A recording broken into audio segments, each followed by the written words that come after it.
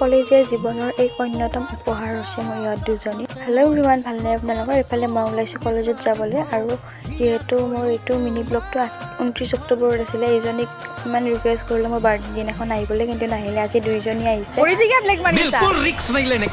আৰু ইহঁত দুজনী মানে মোৰ একদম জিগৰি হয়। দুজনী থাকিলেহে কিবা এটা মানে কৰি ভাল লাগে বা গৈ ভাল লাগে, মোৰ তেনেকুৱা হয়। আৰু আজি আমি তিনিজনী আহিছোঁ জেজি স্কাই লঞ্চত আহিছোঁ, আৰু ইমান ধুনীয়াকৈ জুবিন দাৰ কথাবোৰ লিখি থৈছে ন, মানে দেখি কিবা এটা ভাল লাগে। আৰু আহি পাই পূৰা মেনুচত ব্যস্ত এজনীয়ে, আমি পূৰা খিলখিলাই হাঁহি আছোঁ। আৰু ইফালে আমাৰ অৰ্ডাৰো আহি পালে, আৰু আমি পেটটো সন্তুষ্ট কৰি লৈ এয়া ফটো উঠাত ব্যস্ত হ'ল আমাৰ ৰাইজসকল। তাৰে পাছত চিধাই আহিলোঁ কলেজ ফিল্ডত। ইয়াতে পেৰেড চলি আছিলে। এবাৰ নেচাৰে আমাক বাৰুকৈ হিল কৰে, হয়নে বাৰু কথাটো আপোনালোকে চাবচোন।